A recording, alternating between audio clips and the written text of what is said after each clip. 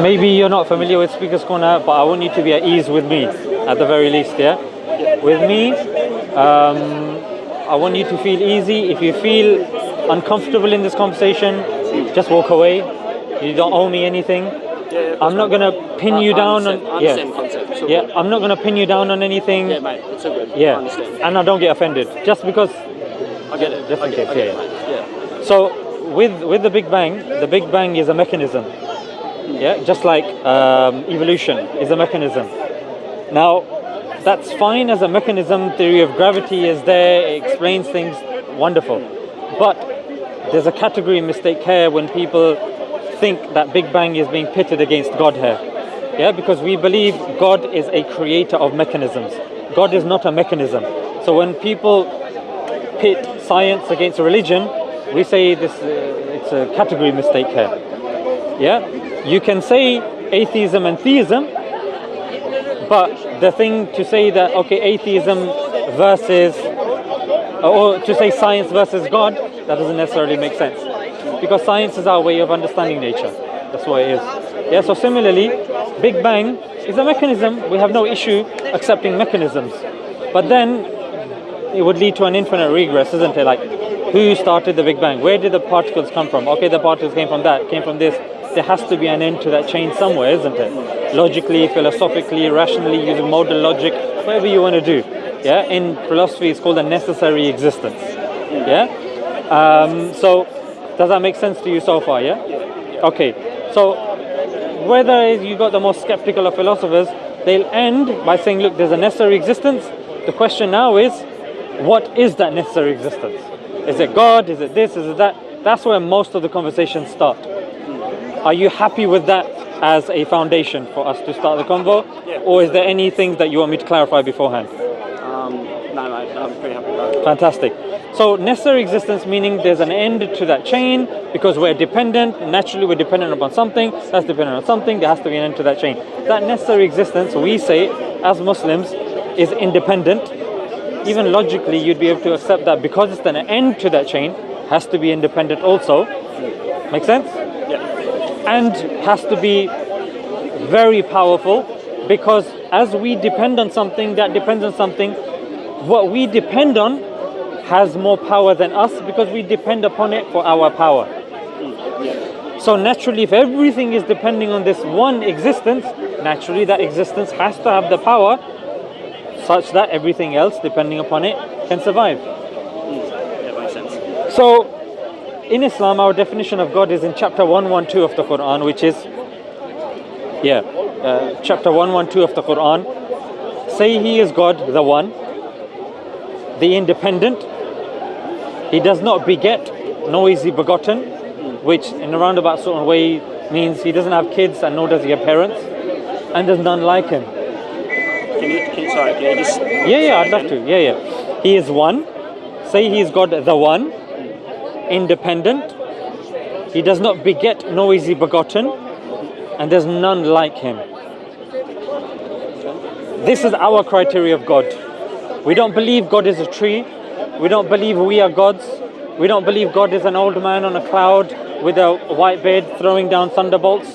This is our definition of God, which sometimes from a Eurocentric point of view, we have to get this across because people are typically grown up with a Christian depiction of God, a human depiction. As Muslims, we don't believe God is a human being. We don't believe He is dependent. We believe He is independent.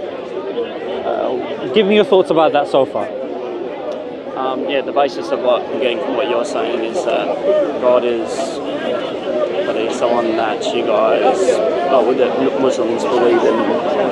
Does that make sense? Reasonably, logically?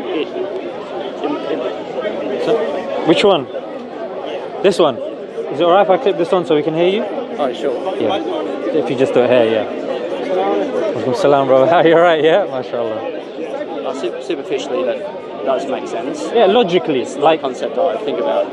No problem. So, no problem. Superficially, it does make sense. But for people, when they talk about God, there's an understanding that God is unlike human beings. Otherwise, what makes X person standing here God and not you? Naturally, that question will come to your mind that what do you have that I don't have? Why do you have that category and not me? So God has to transcend those categories, even philosophically and rationally as well. There has to be an end to that chain. It transcends, like Big Bang started time and space. Necessary existence has to be outside time and space. Yeah, it's not dependent upon the laws of the universe. It transcends it because the universe is depends upon on Him. So, bearing this in mind, would it be rational? Now, tell me about your kind of concept of God and what's still preventing you from digesting this concept of there being a God. Or are you okay with it? Probably, like I explained before, I've gone up around studying a lot of science. Also got a bachelor's degree in science, so I wouldn't say there's nothing I don't think it's nothing withholding me from digesting the concept. It's something that I haven't really put a lot of thought towards, and of course naturally since I've gone up studying these other concepts such as science, that's what my natural autonomic thought process goes to when I'm put on the spot like this. If you understand what I mean? Of course. When I say putting on the spot, I don't mean pressure. Okay, great. Yeah, that's why I had to give the disclaimer at the start, because sometimes it can be overwhelming for certain people, and okay. My job is not to overwhelm anyone. It's like, obviously I'm sure you understand, it's just to get you thinking from a different perspective, because naturally we're in a society that is hell-bent on us being materialistic for the continuation of the economy, for the lining of people's pockets. That's why more money will be given to athletes and celebrities and sports stars, and less money will be given to teachers. Otherwise, in a society, medics, firemen, those guys put their life on the risk each time. And if life was truly valued, education was truly valued, we would have seen, we would have seen them in the news. People wanting to take their pictures. Hey, he saved that. You know what I mean? So society, it makes sense that it will make you think, you know what? God, what is God like this? But just to touch upon the science aspect that you said, sure.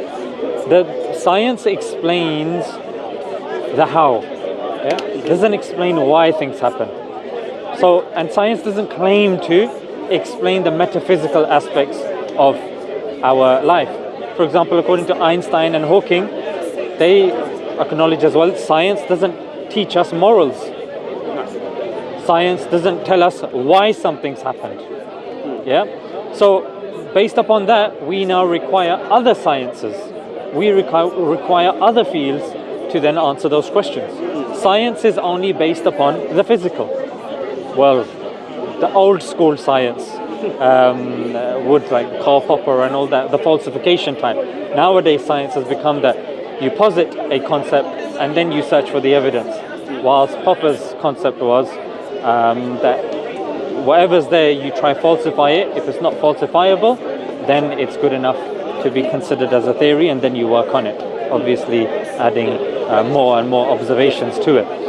Yeah, so when it comes to science only tells us what is there. It doesn't tell us why it's there. It doesn't tell us purpose of it. It doesn't tell us who's facilitated it. For example, the law of motion. Law of motion will be able to tell us that a billiard ball or a snooker ball is moving. The law of motion is not moving the ball. That's the guy holding the snooker cue. You see, and a lot of people, and Stephen Hawking in particular, when he was pressed on this, he said, what created all of it? Gravity. Well, gravity is a descriptive force. It's not a creative force. Gravity didn't create anything, just like chance doesn't create anything. It explains phenomena. Yeah, these are concepts that explains things. No one says, oh, gravity created this bottle on the floor, or chance created that camera. No, these are like, we actually fall into a fallacy when we say or do these things. And that's why you'll see, even in history, there was something called the Golden Era, in which Muslims contributed heavily to the field of science. In fact, there was a BBC article as well, you can check this out. Ibn al-Haytham is one of those that's credited with the scientific method. He is definitely one of the contenders, if not the contender. And if you look even at, for example, amalgamation, distillation, crystallization, and these processes, Jabir ibn Hayyan. again, a Muslim scholar. In fact, the father of capitalism, Adam Smith, he was praising the Muslim leadership by saying that after the Romans, it kind of science and philosophy took a downhill trajectory. It was the Muslim leadership that took it back up again. Muslims were translating works of Galilean and all of these medical textbooks. In fact, in UK, until the 17th century, the medical textbook in all of the places of learning was Al-Qanun by Ibn Sina. Ibn Sina, who identifies as a Muslim philosopher. So that's the thing. When it comes to science, we have no issues with science. In fact, even if you look, the human genome, the leader of the human genome project, he was a Christian, but his predecessor, Francis Collins, he was a Christian. Sorry, Watson, one of the two. He was a Christian. So there's no contradiction. There are many scientists that are Muslim, that are Christian, that follow a belief. In fact, the professor of mathematics, John Lennox, is a Christian. So when people try to pit science against religion, doesn't necessarily make sense. Like I said, mechanisms, evolution, Big Bang, all of these are mechanisms. God is a creator of mechanisms. Tell me about this book by John Freely. I mean, there's loads of these books. 1001. Light from the Art of Science or Medieval Islam, Help to Shape the Modern Muslim World. John Freely, by American scholar. It's a book, if you read from the beginning to the end, more things which we cannot relate to. Sorry. So in that sort of sense, that when people think that it's either or sort of thing, it's not. What it is the questions that science doesn't claim to answer, does not answer, we now need to go to other aspects of proof, of evidence. I'll give you an example. Would you say it's fair to assume most of what you've learned about science is through testimony? Testimony. How do you mean? For example, testimony is when you get it from a reputable source without doing the experiment yourself. No, a lot of science is based on theoretical concepts. That you get. Yeah. I'll give you an example, and then maybe you can correct me if I'm wrong. When you were at school, you learned from science books. There were I'm just going to go get coffee. Which one do you like? No, Jazakallah. I don't drink coffee. Thank you, bro. No, Jazakallah. I've got water here. That's perfect for me. Sorry, what was I saying? Science books that you in school. Yes. So science books, you didn't do the experiments when you were young. Not all of the experiments. There were some in the investigation section that you did, but generally you took the author at face value. The teacher told you, oh, there is this, there is that, in this country this happens or that happens. You took it at face value. Why? Because your parents did research about that school and they said it's reliable, and that teacher claims to be a science teacher and no one's made any complaints, therefore they're a science teacher. You watch documentaries, National Geographic. You haven't witnessed the Big Bang yourself. You haven't witnessed many of the fossils of evolution, but yet through literature and through the process that's there, which is based upon testimony and through trust, you believe it to be true, correct? So that's why I'm saying you can't do everything. So testimony is also one of those things as well. So rationality, logic, deductive reasoning, that's also a form of science as well. You got induction, deduction, and abduction as well. Now the third one that I said was abduction, which science tends to do, which is the inference to the best explanation. Now a lot of people walk around believing a lot of things. We believe that the sun will rise tomorrow, but can we prove that scientifically? No, it's induction. It may not rise tomorrow. But there is a belief that it will rise tomorrow. You're crossing the road, there could be a one-legged hippo with an eye patch that might pop up. According to some people that could happen, but we don't go about our lives believing that sort of stuff.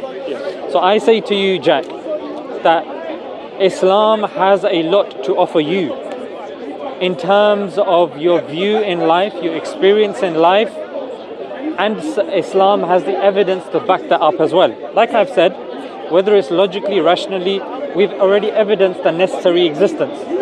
And Muslims are the only ones that believe in one God from the ancient religions, pure monotheism, which, like I said, makes the most sense. Otherwise, multiple gods will be fighting with each other. There will be a conflict of wills.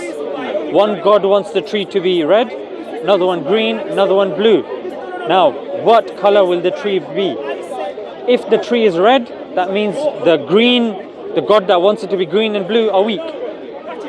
Or their decision was incorrect. Or their logic was faulty. Or there's going to be an argument. Do you see? So there's too many absurdities that will arise from this. So as Muslims, we say there is only one God. Then when you look at scripture, Jack, when you look at scripture, what criteria would you have? And no rush. That would you say logically, you'd say that scripture needs to have for you to believe that it comes from God? A scripture.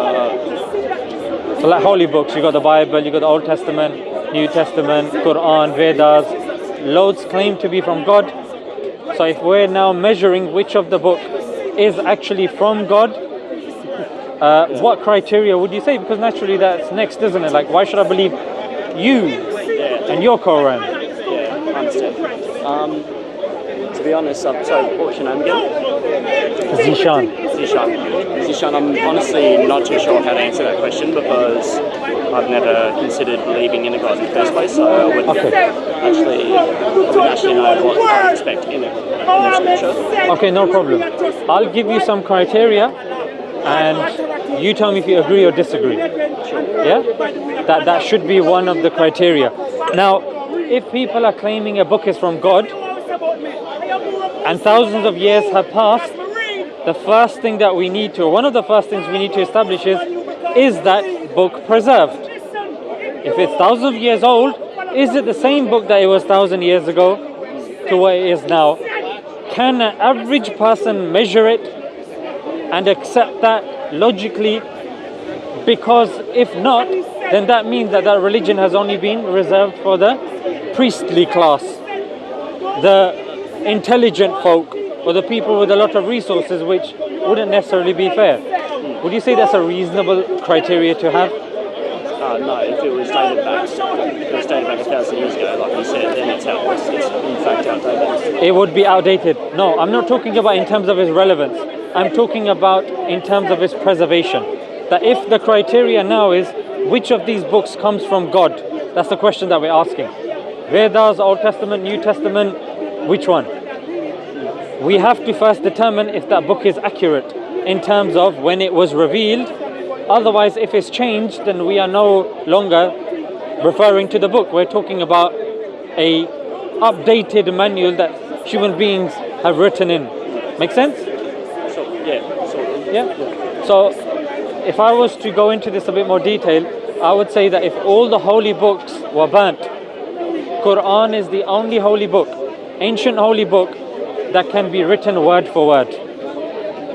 Reason being, the Quran is mass memorized from children as young as 6. So the criteria that anyone can understand. If a book is memorized, it's more difficult for you to go into somebody's head and change it.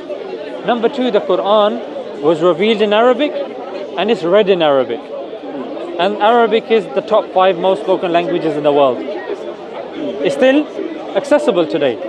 Jesus spoke Aramaic. The New Testament's in Koine Greek and we read it in English. So the language of Jesus is Aramaic, but Aramaic is not accessible. It's an endangered language. Can't access his language. That makes it very difficult for us to access the book. Yeah? So the Quran is in Arabic, it's memorized, and Jack, we have manuscripts that have been carbon dated to the time of revelation or preservation, and they can be found in this country. University of Birmingham, carbon dated by the University of Oxford. The earliest manuscript of the Bible is 300 years after Jesus. Ours is at the time of the Prophet, or at least at the time of the companion that standardized it. That's decent enough criteria, isn't it? Sounds decent. And then on top of that, we as Muslims, you see that we have principles that are very practical.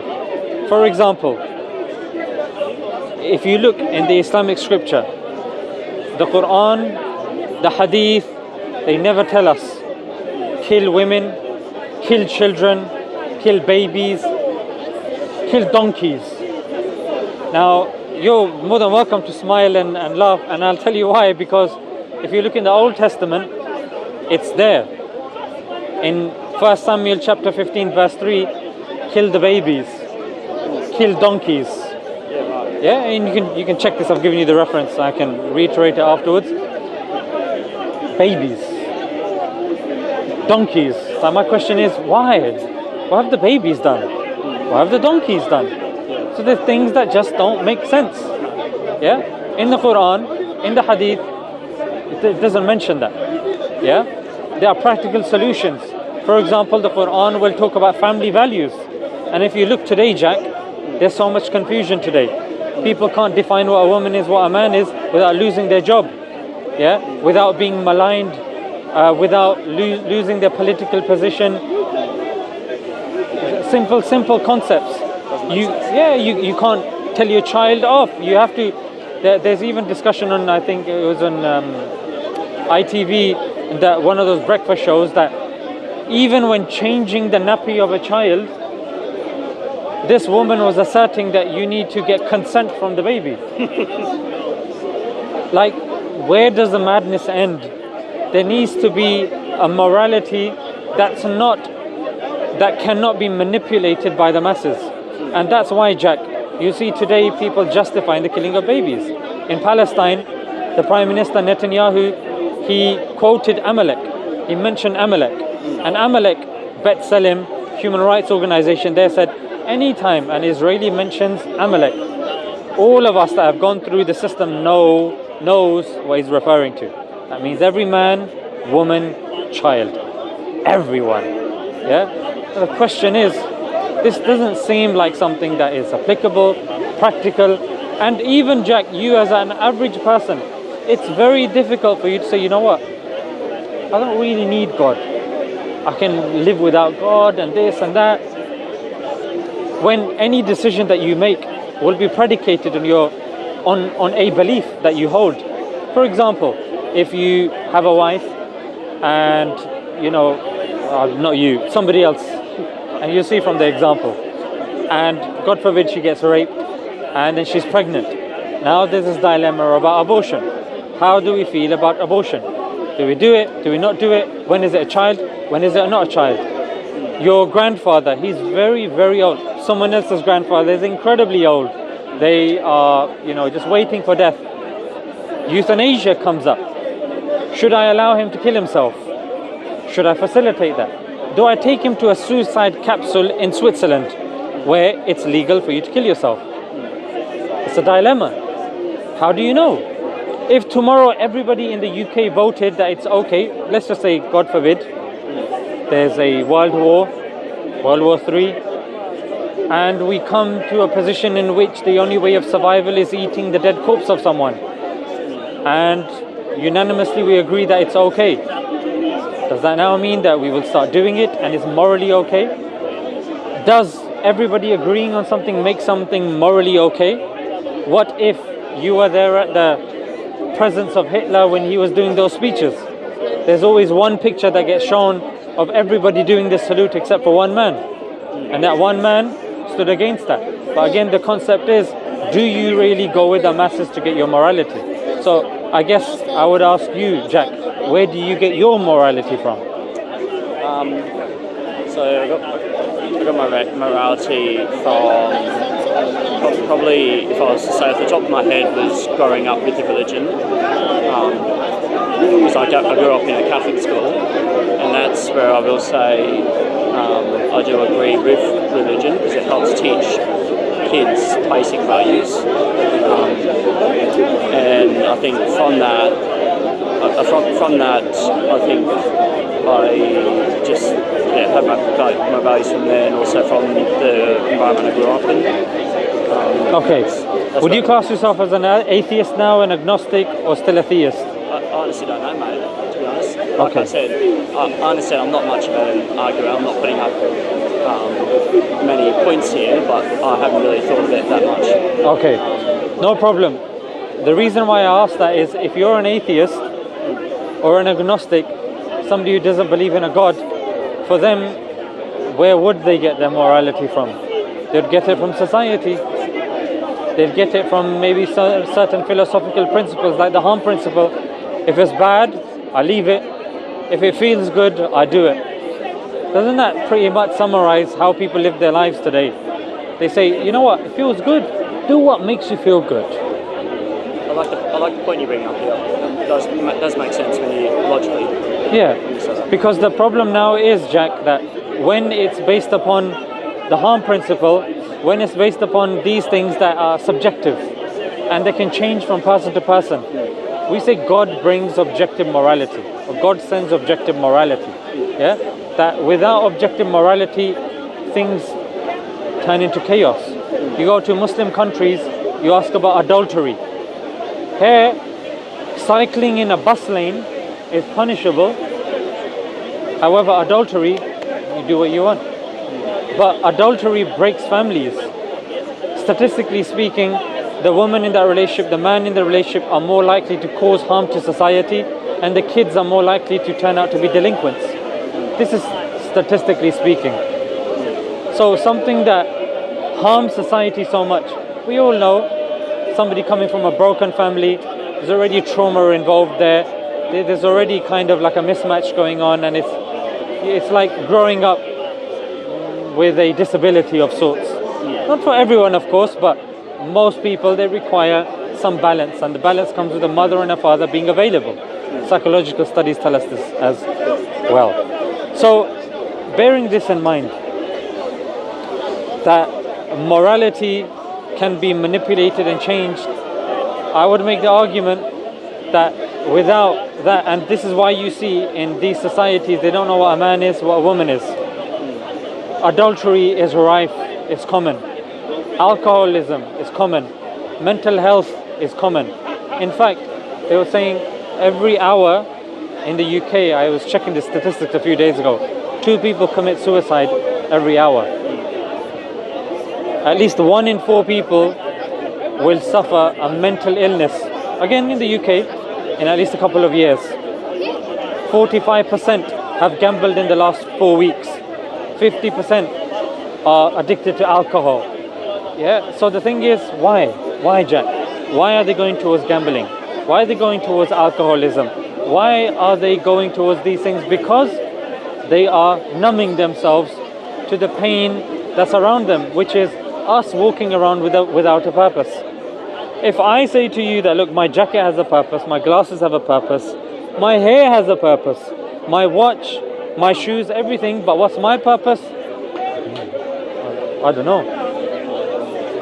Having a thing without purpose brings more questions and confusions. Where am I going? Why am I going to work every day? Why? Why am I paying my taxes? Why should I? This woman wants me to commit to her, but this woman is more prettier. She's not listening. Why should I be faithful? Why? It's all well and good saying, yeah, we got to do that which is good for society. I don't know about you, Jack, but when I'm going through something, we're very selfish people at times.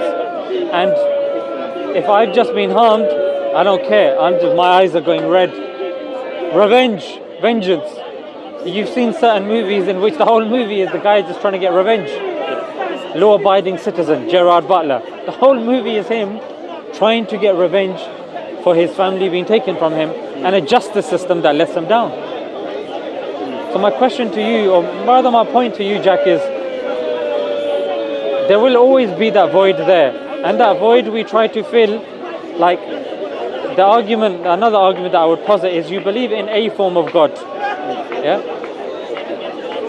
That if you love something too much, that if you respect something too much, it could be, for example, celebrities. Yeah, it could be your football team.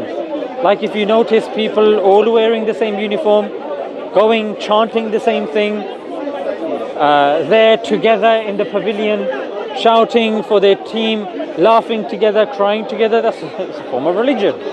Yeah? Celebrity worship. You should see how some people react when Taylor Swift, Michael Jackson comes on stage. They start getting hysterical because they worship these people. They've got pictures of them at home. Yeah, they buy memorabilia of these people. That's why what I'm saying, Jack, is that if you don't believe in the one that's actually created you, the one that's designed and fashioned you, you're going to put that purpose somewhere where it's not deserving. You might have posters of Taylor Swift, and yes, she might sell out the O2 Arena, but when you're there, she doesn't know you exist. And that's why that trust, that faith is misplaced. Why not worship and believe in somebody that has created you, that fashions you, that is logically reachable, rationally reachable. In fact, you go about your life believing in many things. Sun will rise tomorrow, copper will continue to conduct electricity, you know, a giant planet won't collide into us tomorrow, the sun won't randomly explode. These are all beliefs. When you see a canvas, do you ever say, if a random canvas was placed in the park, would you say, over billions of years, that's happened, mate. Billions of years, that. You wouldn't. You'd say an artwork was created, was fashioned by an artist. When you see a ship, you automatically assume it must have a sailor. Yeah? Anything that requires a classroom. I used to be a classroom teacher, and I'm telling you, when I was in that classroom, everything was tip-top. As soon as I left, whispering, talking. So a class can't function without a teacher. A ship can't function without a sailor. How do you expect this world to operate without an operator?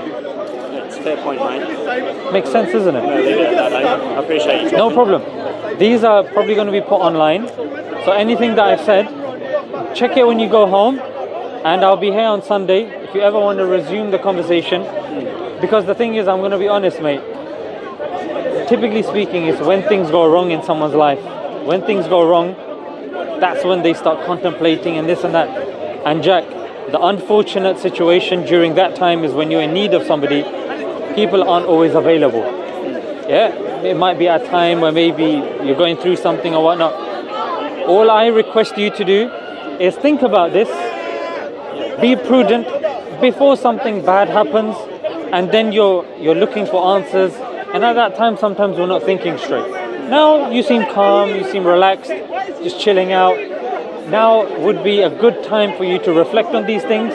So, God forbid tomorrow, because we're all here for a test. Something happens tomorrow, then at least you have something that can as a map that can guide and assist you. So if you ever want to reflect or you want to take this more forward, I'll be here hopefully on a Sunday, and you're more than welcome to grab me, pull me to the side, and we can continue this conversation. Thanks, mate. Sound good? Sounds good. Take it easy, my bro. Bye.